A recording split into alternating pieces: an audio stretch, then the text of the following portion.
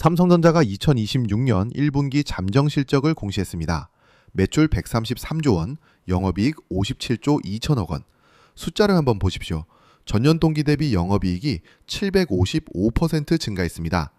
더 충격적인 사실은 이 한 분기 영업이익이 작년 한 해 전체 영업이익 43.6조 원을 이미 넘어섰다는 겁니다. 분기 매출 100조, 분기 영업이익 50조를 동시에 돌파한 것도 삼성전자 창사 이래 단 한 번도 없었던 일입니다.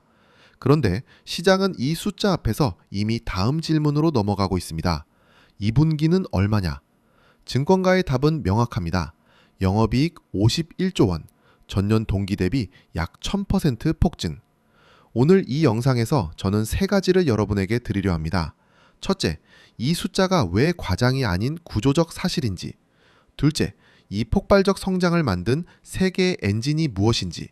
셋째, 그리고 이 흐름에서 반드시 짚어야 할 리스크가 무엇인지 끝까지 보십시오. 오늘 이 분석이 여러분의 투자 판단 기준을 완전히 새로 세울 것입니다. 먼저 1분기 어닝 서프라이즈의 본질을 짚어야 합니다.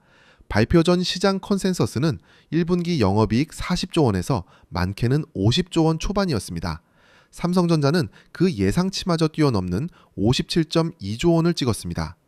왜 시장의 집단지성도 이 규모를 예상하지 못했을까요? 이유는 단순합니다. 두 가지 변수가 동시에 작동했기 때문입니다. 첫 번째는 메모리 가격의 가속적 상승입니다. 지난 1년 사이 D램 가격이 10배에 육박하는 수준까지 치솟았습니다. 통상적인 반도체 사이클에서 가격이 반등하면 출하량은 보수적으로 잡히는 경우가 많습니다. 그런데 이번 사이클은 달랐습니다. AI 데이터 센터로 향한 하이퍼스케일러들의 구조적 수요가 가격 상승과 출하량 확대를 동시에 견인했습니다. 가격 프리미엄을 누리면서도 물량까지 늘어나는 이른바 가격 물량 동시 상승이라는 이상적인 시나리오가 현실이 된 것입니다. 두 번째는 고부가 가치 제품 믹스의 극적 전환입니다.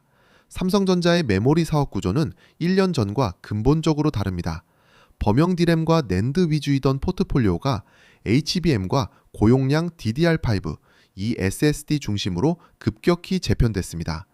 마진율이 70%에 육박한다는 분석이 나오는 HBM이 전체 HBM 판매 중 90% 후반을 차지하게 됐을 때 영업이익의 기하급수적 팽창은 단순한 업황 회복이 아니라 사업 구조 자체의 질적 전환을 의미합니다.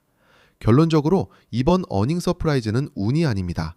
감산과 기술 재정비라는 고통스러운 1년을 버텨낸 결과이자 AI 인프라 투자라는 구조적 메가 트렌드와 삼성전자의 공급 준비가 정확히 맞물릴 시점의 산물입니다.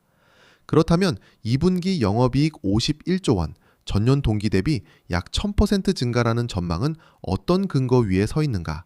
저는 이것을 세 개의 핵심 엔진으로 분해하겠습니다. 삼성전자가 HBM 샤진에서 SK 하이닉스의 주도권을 내줬던 시기를 기억하십니까? HBM3, HBM3 2세대에서 엔비디아 품질 테스트 통과가 지연되면서 삼성전자는 초기 공급 프리미엄을 경쟁사에 고스란히 넘겨줬습니다. 그러나 6세대인 HBM4에서 판이 바뀌었습니다.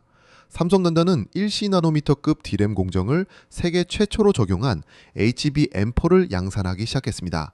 데이터 이동 속도는 최대 11Gbps, 메모리 대역폭은 최대 2.8TB/s, 국제 표준을 상회하는 스펙입니다.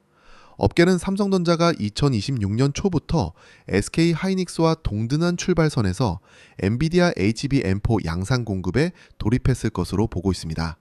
더불어 구글의 텐서 처리 장치용 HBM4에서도 품준위 검증을 최종 통과해 주요 공급망에 자리 잡은 것으로 파악됩니다. 여기서 핵심 포인트는 이겁니다. 단순히 기술을 따라잡은 것이 아닙니다. HBM4 시대로의 전환 자체가 시장 가격 재설정을 의미합니다. HBM3E 공급이 타이트해지면서 가격이 재상승하는 흐름 속에 HBM4는 그보다 훨씬 높은 프리미엄을 형성합니다. 기술 세대 교체의 첫 번째 공급자가 누리는 마진 우위는 구조적입니다.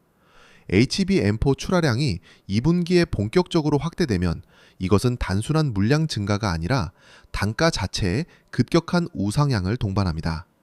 많은 분들이 지금의 메모리 가격 강세를 두고 이미 오를 만큼 오른 것 아닌가라고 묻습니다. 데이터를 보면 전혀 다른 결론이 나옵니다. 현재 진행 중인 AI 인프라 투자는 과거의 스마트폰 사이클, PC 사이클과 구조적으로 다릅니다. 스마트폰 사이클은 소비자 교체 주기에 의존했습니다. 그러나 지금의 수요는 빅테크 기업들의 데이터 센터 투자 경쟁에 의해 발생합니다. 마이크로소프트, 구글, 메타, 아마존이 AI 인프라에 쏟아붓는 연간 투자 규모는 수백조 원 단위입니다. 이 투자는 분기 단위로 끊기지 않고 단연간의 설비 확장 계획에 기반합니다. 메모리 가격을 결정하는 진짜 선행 지표는 현물가가 아니라 계약가입니다.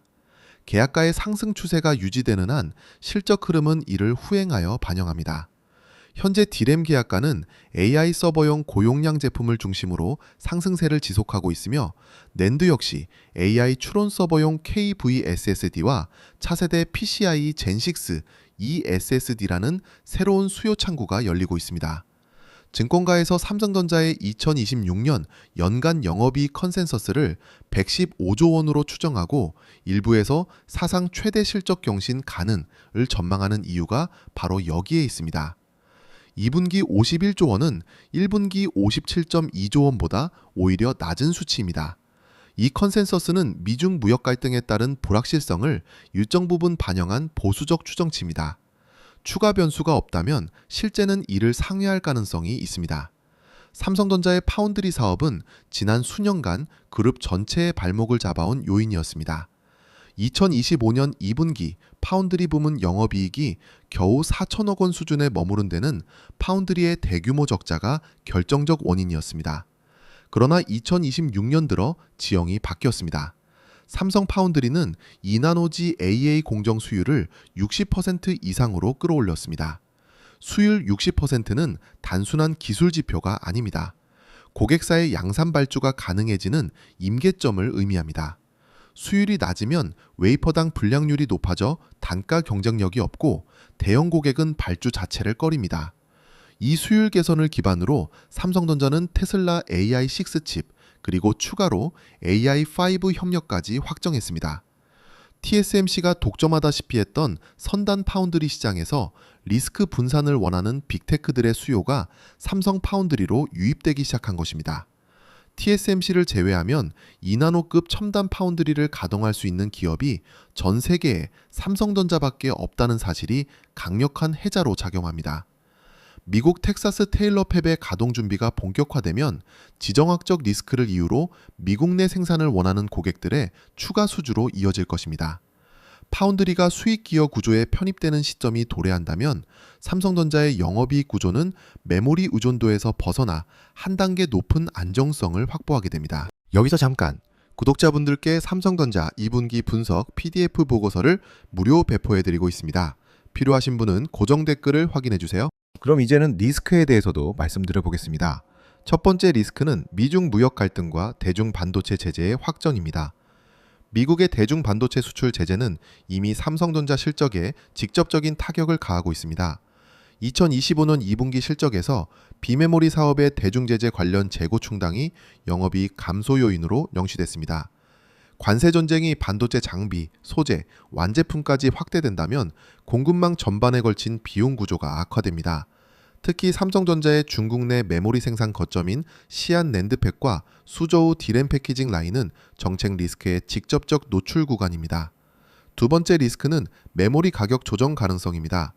현재의 메모리 가격 강세는 AI 수요라는 강력한 구조적 배경을 갖고 있지만 사이클의 속성상 공급 증설이 수요를 앞지르는 순간 가격은 조정됩니다. 삼성전자는 물론 SK하이닉스, 마이크론 모두 HBM 캐파 확대에 집중하고 있습니다. 이 공급이 동시에 시장에 쏟아지는 시점에 수요의 속도가 따라오지 못한다면 현재의 마진 구조는 유지되기 어렵습니다. 물론 AI 데이터 센터 투자의 단연간 확장 계획이 버퍼 역할을 해주고 있지만 이 변수는 항상 주시해야 합니다. 세 번째 리스크는 환율의 이중 구조입니다. 원화 강세는 삼성전자 실적에 구조적으로 불리합니다. 달러로 거래되는 반도체 수출 비중이 높은 삼성전자는 원달러 환율 하락 시 원화 환산 매출이 감소합니다. 2025년 2분기 실적에서 환영향이 약 5천억 원의 부정적 효과를 냈다는 점을 기억하십시오. 거시 환경의 변화가 실적 숫자에 즉각 반영되는 민감도가 존재합니다. 오늘 분석을 정리합니다. 삼성전자의 2분기 영업이익 1000% 폭증 전망은 단순한 증권사의 낙관론이 아닙니다. HBM4 기술 주도권 탈환, 메모리 슈퍼사이클의 구조적 지속, 파운드리의 질적 전환이라는 세 개의 엔진이 동시에 작동하는 결과입니다. 그러나 여러분이 이 정보를 가지고 스스로 판단의 기준을 세우기 위해서는 한 가지 원칙을 반드시 기억하셔야 합니다. 실적이 최대치를 향해 달려가고 있을 때 주가는 이미 그 기대를 선반영합니다. 지금 시장이 묻고 있는 질문은 2분기 실적이 좋을 것인가가 아닙니다. 2분기 이후에도 이 성장 궤도가 유지될 것인가입니다. 그 판단을 위해서는 오늘 분석에서 제시한 세 가지 리스크 변수, 즉 지정학적 공급망 리스크, 메모리 가격 사이클의 정점 신호, 환율 구조를 지속적으로 모니터링해야 합니다. 삼성전자는 지금 AI 반도체 시대의 핵심 공급자로 완전히 자리 잡았습니다.